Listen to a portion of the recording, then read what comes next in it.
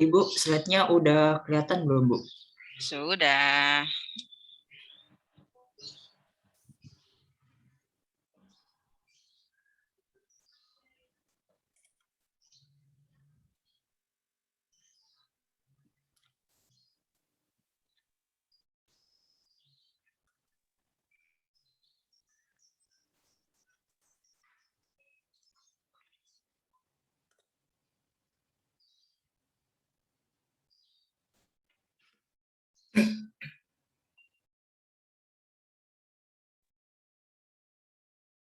Dimulai ya, Bu. Bismillahirrahmanirrahim. Assalamualaikum warahmatullahi wabarakatuh. Selamat pagi semuanya. Bagi kita semua. Perkenalkan, kami dari kelompok struktur dan fungsi membran yang beranggotakan saya sendiri yaitu Abdul Hafiz, yang kedua Fariza Nadriawan Zainal, yang ketiga Tri Amelia Putri, ingin menjelaskan tentang materi struktur dan fungsi membran.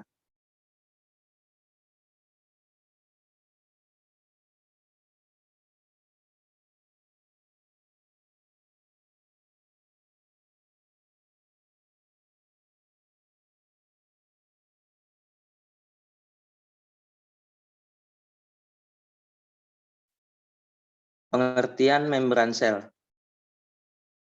Membran sel dalam bahasa Inggris itu bisa disebut sel membran atau plasma membran atau plasma lemak.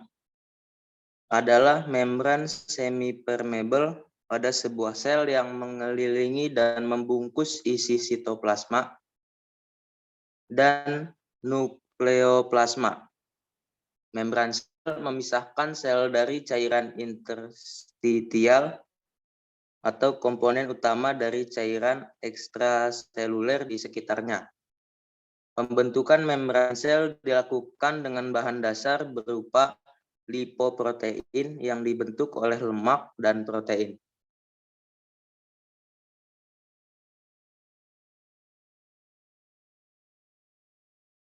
Fungsi dari membran sel. Fungsi membran sel ini untuk melindungi bagian sel yang terletak di bagian yang lebih dalam atau sebagai pembatas antar sel isi sel dengan antar sel, isi sel dengan bagian luar sel. Selain itu pula, membran sel ini sangat bermanfaat untuk memperkokoh sel dan mencegah sel agar sel tersebut tidak pecah.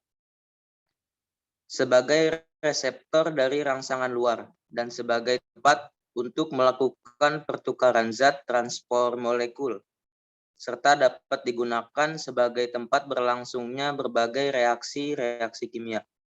Dalam proses pertukaran zat atau peristiwa keluar masuknya zat yang melalui membran sel terdiri dari beberapa jenis, yaitu difusi, osmosis, transport aktif, endositosis, dan eksositosis. Jenis peristiwa pertukaran zat dalam membran sel. Yang pertama ada difusi. Difusi merupakan peristiwa perpindahan zat dari konsentrasi tinggi atau hipertonis ke konsentrasi rendah atau hipotonis.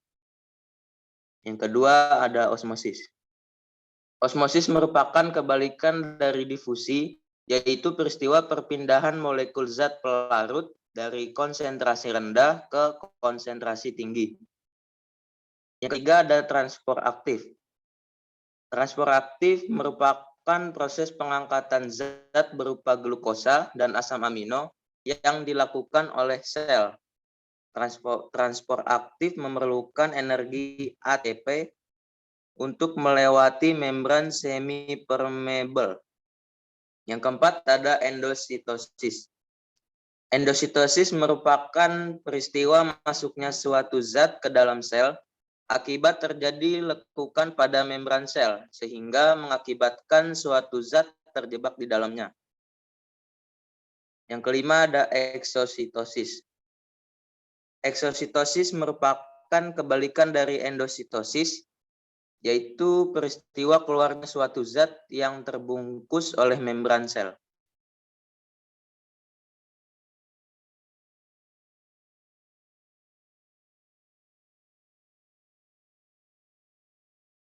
Struktur membran sel. Komponen penyusun membran sel antara lain adalah fosfolipid, protein, oligosakarida, glikolipid, dan kolesterol. Komponen mukus membran sel semi permanen di lapisan membran. Lipoprotein. Lipoprotein itu gabungan antara lemak dan protein. Glikoprotein. Glikoprotein merupakan senyawa karbohidrat yang berikat dengan protein. Glikolipid. Glikolipid merupakan senyawa karbohidrat yang berikat dengan lipid. Fosfolipid. Fosfolipid itu gabungan antara lemak dan fosfat yang bersifat hidrofilik dengan ujung polar atau larutan dalam air.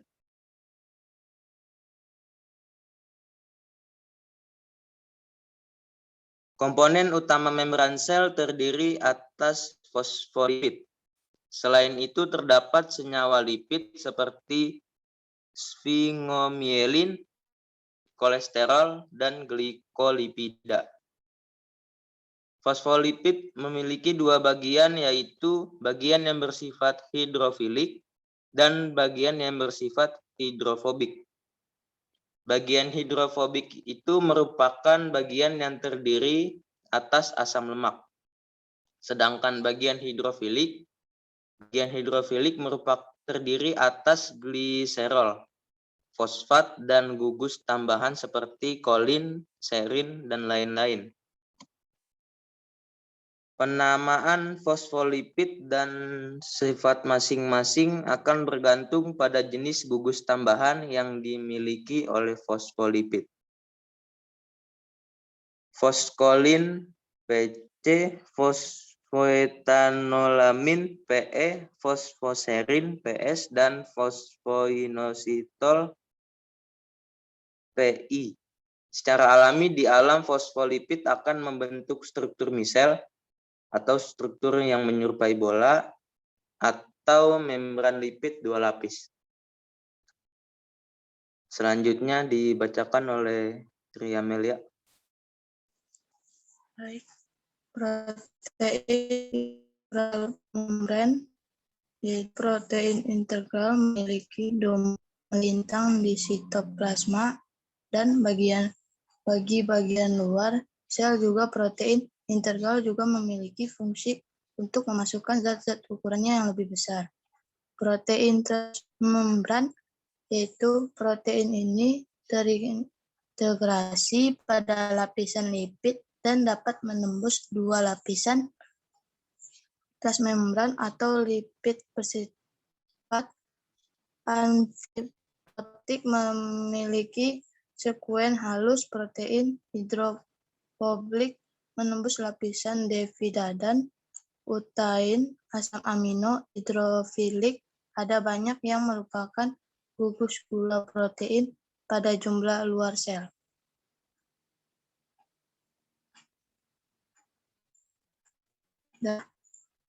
Karakteristik dan sifat sel. Kerangka membran atau umumnya disebut juga sebagai skeleton memiliki 3 jenis, yaitu 1 mikrotubulus, 2 mikrofilamen, 3 filamen internet. Membran sel memiliki sifat yang asimetris dan juga dinamis. Ada 2, yaitu 1 membran sel mempunyai sifat dinamis karena memiliki struktur yang mirip dengan air sehingga memungkinkan protein molekul lipid untuk dapat bergerak. Yang kedua, membran sel mempunyai sifat yang asimetris karena komposisi lipid dan protein pada bagian dalam tidak sesuai dengan komposisi protein dan lipid di bagian luar sel.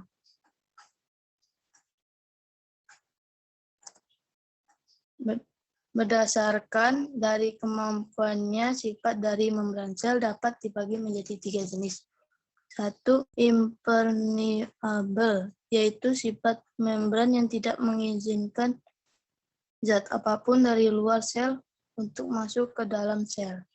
Yang kedua, permeable, yaitu suatu sifat yang di mana zat boleh melalui membran sel untuk dapat masuk ke dalam sel. Biasanya sifat ini dimiliki membran sel yang rusak atau hampir mati sehingga sel tak dapat bertahan hidup. Ketiga, semi-permeable, yaitu suatu keadaan di mana hanya zat-zat tertentu yang bisa masuk ke dalam sel.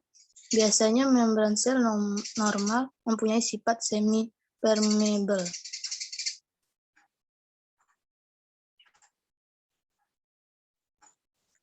Fungsi protein transmembran.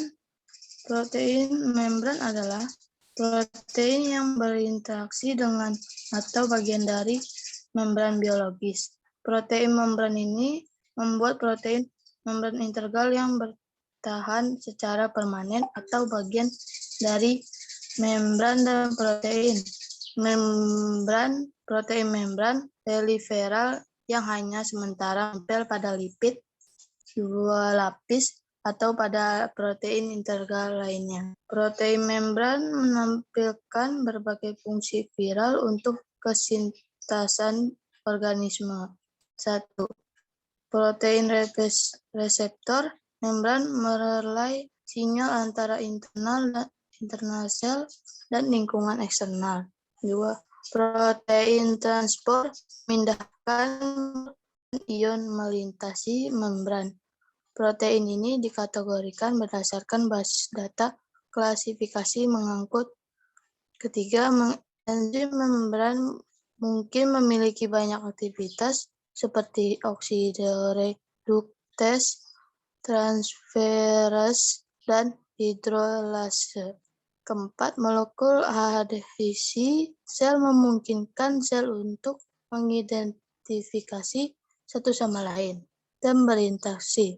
Sebagai contoh, protein yang terlibat dalam respons lanjut dibaca oleh Farijan.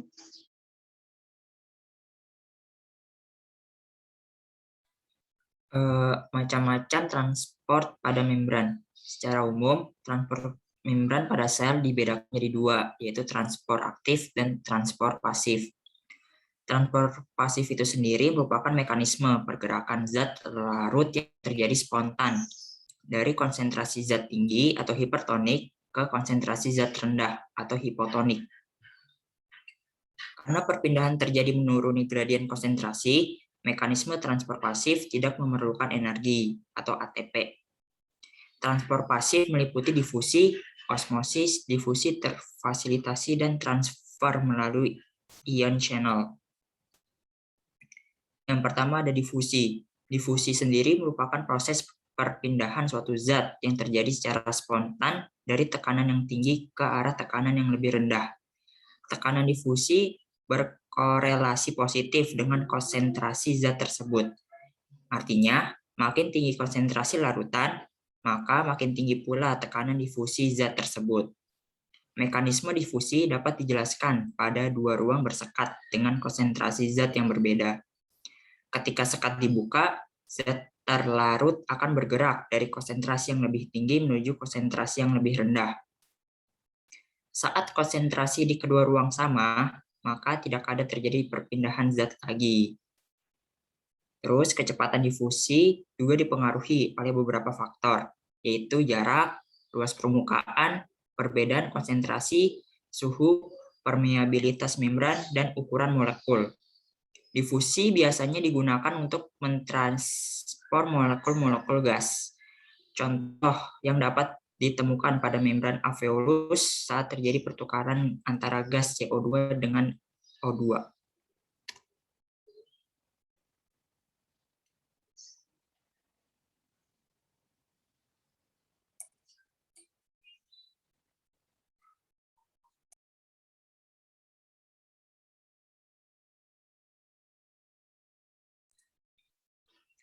Kemudian ada osmosis. Osmosis merupakan bagian khusus dari difusi, yaitu osmosis pergerakan air dari daerah hipotonik ke daerah hipertonik melewati membran semi permeabel.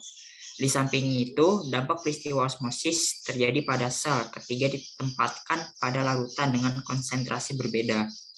Ketika ditempatkan pada larutan hipertonik, sel hewan akan mengalami krenasi atau menciut, sedangkan sel tumbuhan akan mengalami plasmolisis atau lepasnya protoplasma dari dinding sel. Sementara itu di larutan hipotonik sel hewan akan pecah atau lisis, sedangkan sel tumbuhan akan jadi turgid.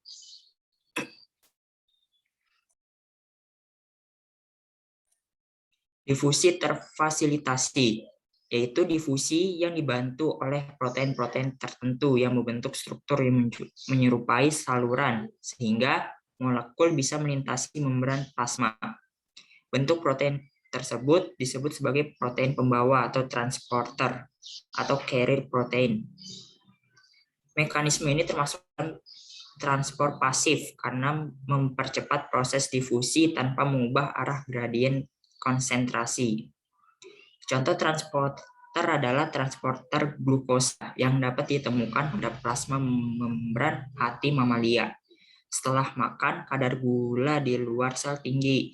Glukosa akan berkaitan dengan binding site transporter. Transporter akan mengalami perubahan bentuk, membawa molekul masuk dan melepaskannya di sitosol. Transporter bersifat sangat selektif. Sebagai contoh, transporter glukosa hanya berikatan dengan D-glukosa saja, tidak berikatan dengan laktosa L-glukosa.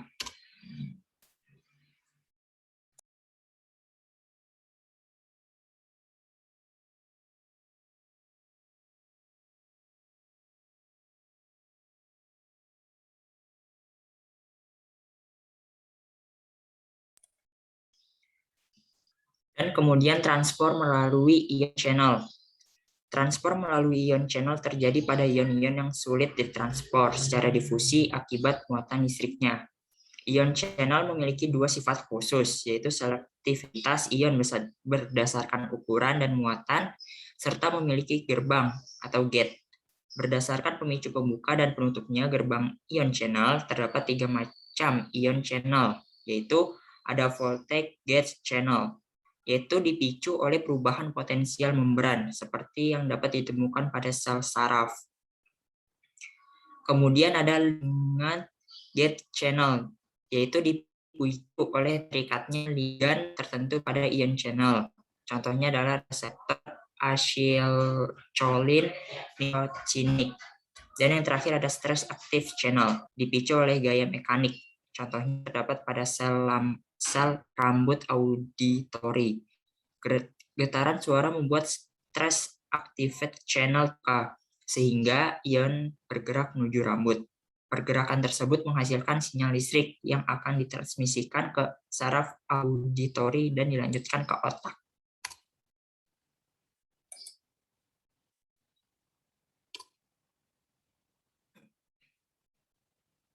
Kemudian, transport aktif.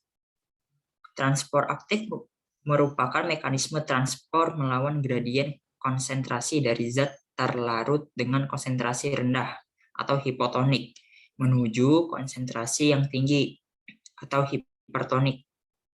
Dan ini membutuhkan energi. Molekul yang sulit untuk melewati membran sel umumnya merupakan molekul hidrofilik dan atau polar yang berinteraksi dengan ekor bagian dalam membran sel yang bersifat hidrofobik nonpolar. Ukuran molekul yang besar juga dapat menjadi faktor penghambat untuk melewati membran sel.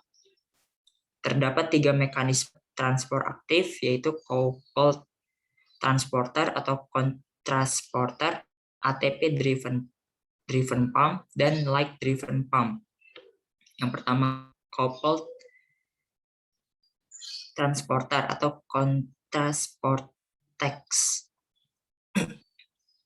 Pada mekanisme ini, salah satu molekul bergerak menuruni gradien konsentrasi dan menyediakan energi untuk transport molekul lainnya.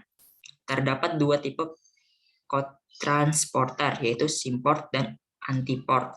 Simport itu memungkinkan gerakan dua molekul ke dalam arah yang sama, sedangkan antiport memungkinkan gerakan dua molekul dalam arah yang berbeda. Contoh transporter dapat ditemukan pada epitel usus. Bagian apikal epitel usus memiliki glukosa natrium plus natrium simport. Sementara bagian basal dan lateral memiliki transporter glukosa pasif. Bentuknya adalah uniport yang hanya memungkinkan pergerakan satu molekul.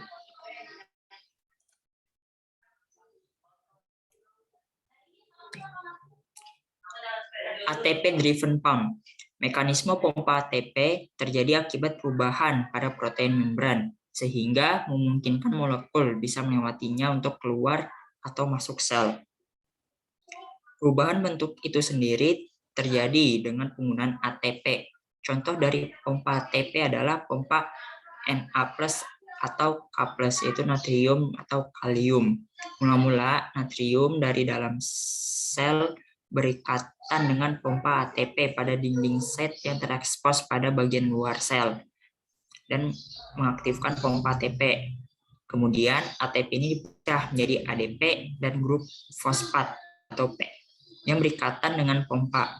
Proses fosforilasi mengubah bentuk pompa sehingga natrium plus itu dilepaskan keluar. Bersamaan dengan itu, binding site kalium plus terekspos sehingga dapat berikatan.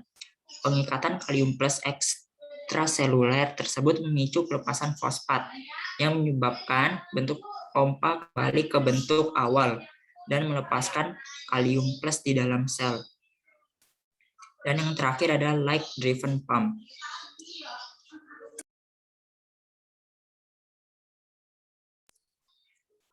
Pompa ini melakukan transport melawan gradien konsentrasi menggunakan input energi cahaya atau foton.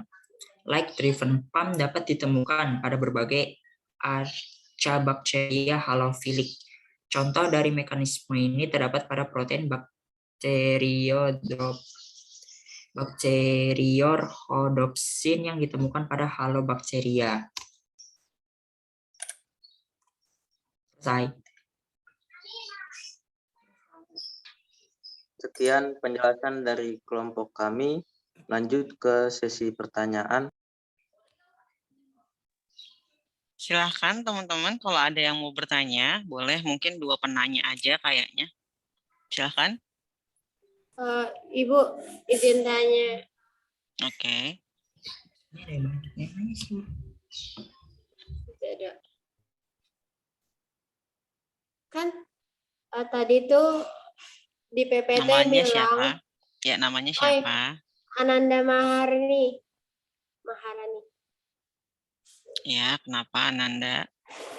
Kan tadi itu di PPT bilang sel membran itu komponen utamanya itu ada lipid, ada stigomnya, kolesterol dan glikolida. Nah, jadi sebenarnya itu kolesterol itu penyakit atau bukan? Soalnya kan banyak ya orang yang bilang lagi sakit kolesterol. Tapi komponen utamanya sel membran itu salah satunya adalah kolesterol. Tolong dong dijelasin. Terima kasih. Oke. Satu lagi teman-teman mungkin. Silakan. Ibu, Dijawab Iya. dulu boleh? Oh, boleh kalau mau langsung dijawab. Nggak ada dari Kak Ilmi. Ibu, sebenarnya ada banyak pertanyaan sih, Bu. Oke, jadi gini ya teman-teman, karena sudah jam 8.34, jam 8.35, nggak apa-apa, disimpan dulu aja pertanyaannya. Yang kita bahas hari ini 2 aja. Nanti kalau teman-teman yang nanti belum selesai terjawab, nanti kita akan jawab di pekan depan. Gimana? Gitu aja ya. Iya, Bu. Oke, satu lagi ya. Ini mau langsung dijawab apa gimana nih? Ngajar dulu Pak, sebentar lagi. Siap. Gimana? Mau dijawab dulu atau mau langsung apa mau ditampung? Dijawab dulu aja, Bu. Oke, silahkan kalau mau dijawab teman-teman. Bentar.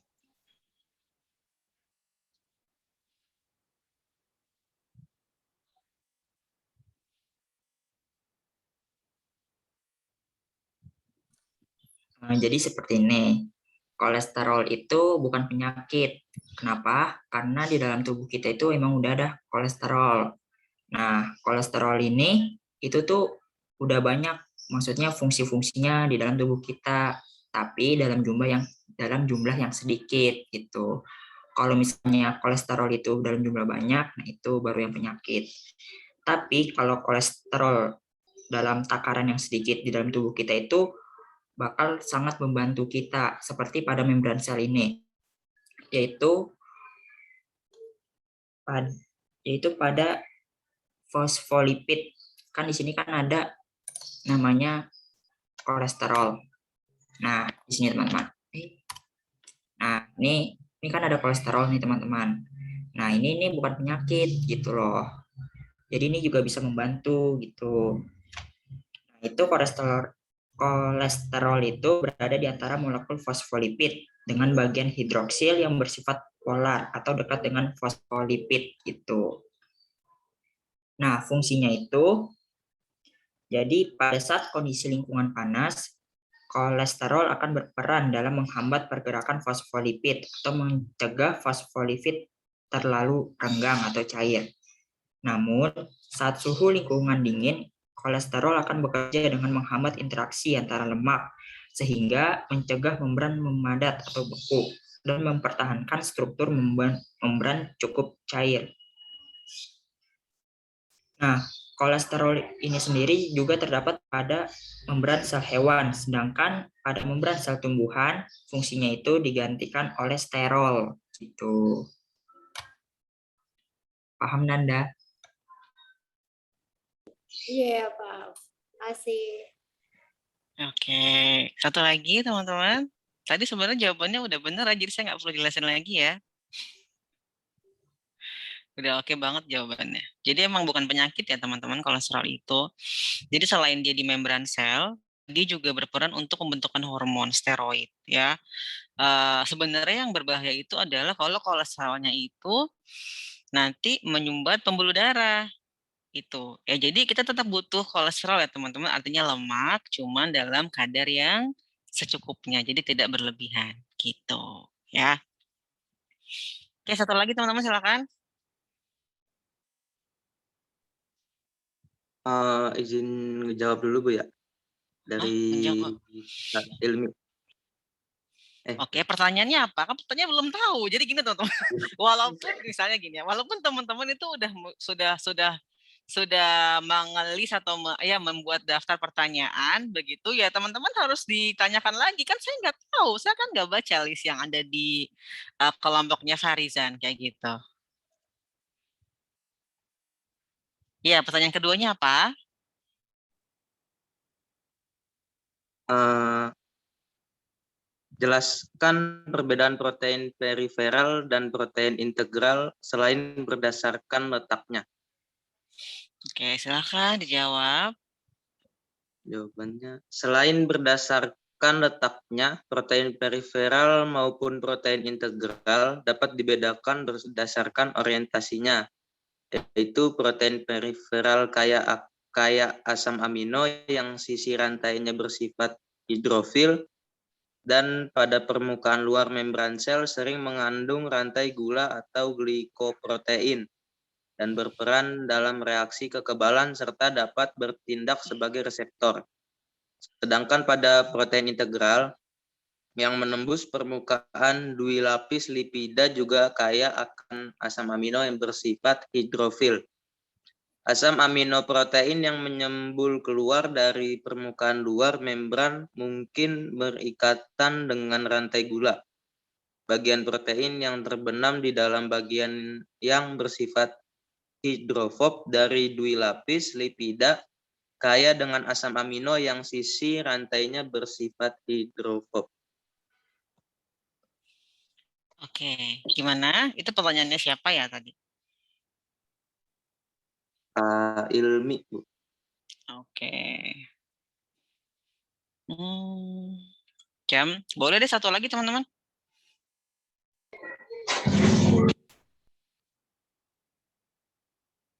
Ibu mau nanya. Ya, silakan.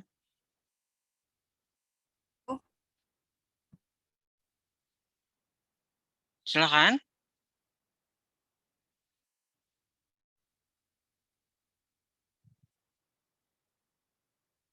Ini emang belum ada suaranya kan ya?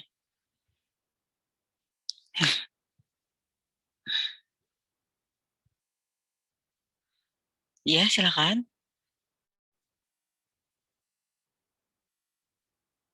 Gimana?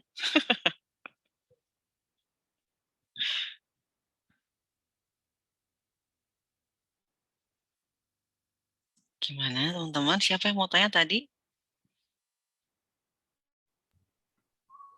Silvi, Bu. Iya, silakan Silvi. Iya Bu, saya izin tanya. Mm-mm. Mau minta contoh sama jelasin 2 kelas protein yang berperan dalam transport aktif. Contoh Pro- kelas protein contoh kelas protein yang berperan dalam transport aktif. yang berperan dalam transport aktif. Ini maksudnya contoh proteinnya atau apa ya? Contoh proteinnya, Bu. Oke. Silakan teman-teman jawab. Ya, ini pertanyaan terakhir.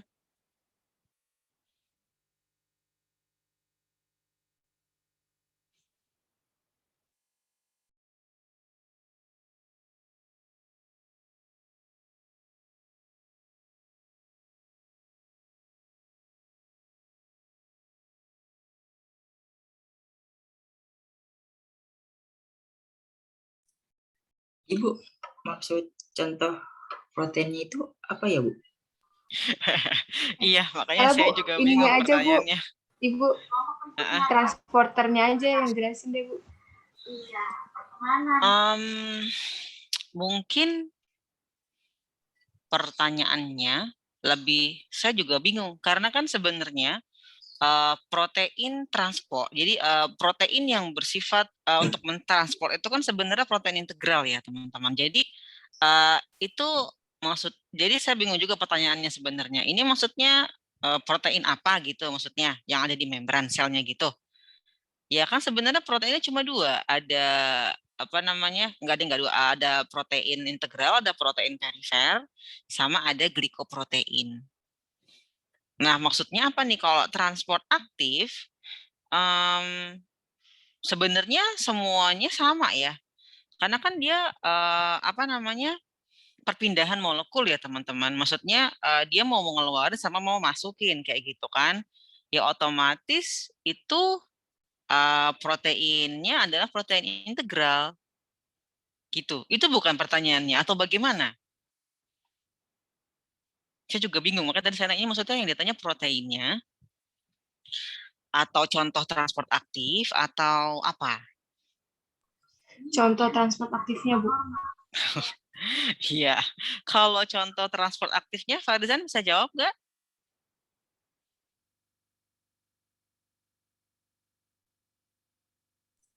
Transport aktif? Enggak, Bu. Enggak. Iya, sebenarnya tadi juga udah dijelasin sama Farizan, cuman mungkin apa namanya enggak tajam kayak gitu ya. Jadi apa namanya contoh transport aktif itu adalah pompa sodium potasium. Sebenarnya di sini nih. Jadi di bagian coupled transporter ini ya apa namanya ini adalah perpindahan keluar masuknya ion ya ion Na+ sama K+ kayak gitu. Jadi itu dia pakainya transport aktif. Coba saya tanya, transport aktif itu yang kayak gimana? Silvi tahu nggak transport aktif itu yang kayak gimana? Enggak, Bu. Makanya saya nanya. Ya, jadi transport aktif itu adalah perpindahan molekul yang membutuhkan energi dan dia biasanya melawan gradien konsentrasi. Jadi arahnya itu dari konsentrasi terendah ke konsentrasi tinggi. Gitu ya. Berarti yang harus dipahami di sini adalah ya nanti minggu depan saya tanya ya teman-teman. Apa sih bedanya antara transport pasif sama transport aktif? Gitu. Ya. Itu dulu ya teman-teman, coba nanti dibaca. Saya udah upload materinya di e-learning ya, silahkan nanti dibaca. Minggu depan saya tanya itu ya teman-teman, perbedaan antara transport pasif dan juga transport aktif, karena itu dulu yang dipahami. Ketika itu sudah paham, nanti kita baru bisa bahas contoh kayak gitu ya. Oke, Farizan, karena sudah jam 8.47, silakan boleh ditutup. Oke, sekian dari kelompok kami. Kurang lebihnya mohon maaf apabila ada pertanyaan yang kurang jelas dan penjelasan yang masih kurang tepat. Kurang lebihnya mohon maaf. Wassalamualaikum warahmatullahi wabarakatuh. Waalaikumsalam warahmatullahi wabarakatuh. Oke, teman-teman. Sekarang saya mau absen ya. Ada Sarah, Pak. Sarah ada? Sarah Permata ada? Ada, Bu. Hadir, Ibu. Maaf, on cam, Bu. Oke, Sarah Fauzia?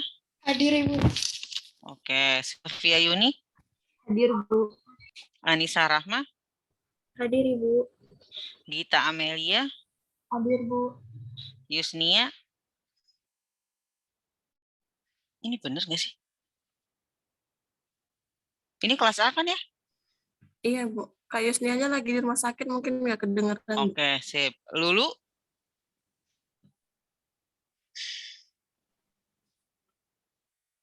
Oke, saya udah lihat loh. Roida? Roida ada, teman-teman. Oke, ada Florita? Hadir, Bu. Putri Lestari?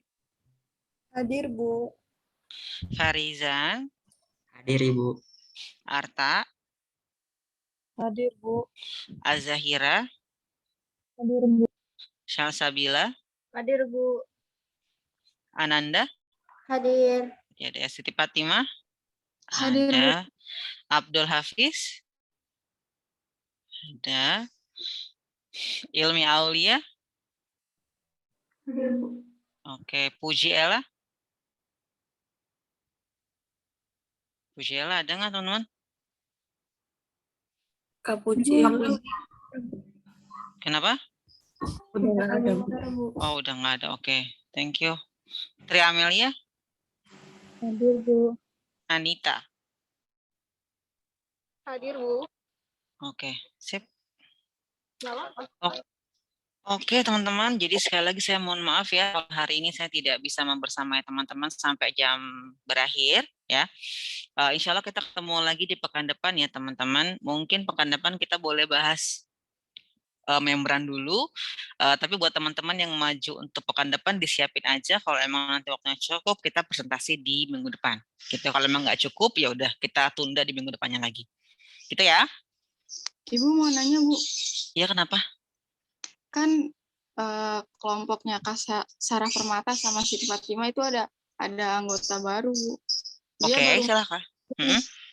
Baru jadi masuk. Iya. Jadi Iya, nggak apa-apa. lagi. Iya, nggak apa-apa. Makasih. Oke. Ya, sama-sama. Oke, teman-teman. Jadi itu dulu aja ya untuk hari ini. Sekali lagi saya mohon maaf. Kita jumpa lagi di pekan depan insya Allah. Jaga kesehatan, tetap semangat. Sampai jumpa lagi. Sekian, terima kasih. Assalamualaikum warahmatullahi wabarakatuh. Waalaikumsalam warahmatullahi wabarakatuh. Terima kasih.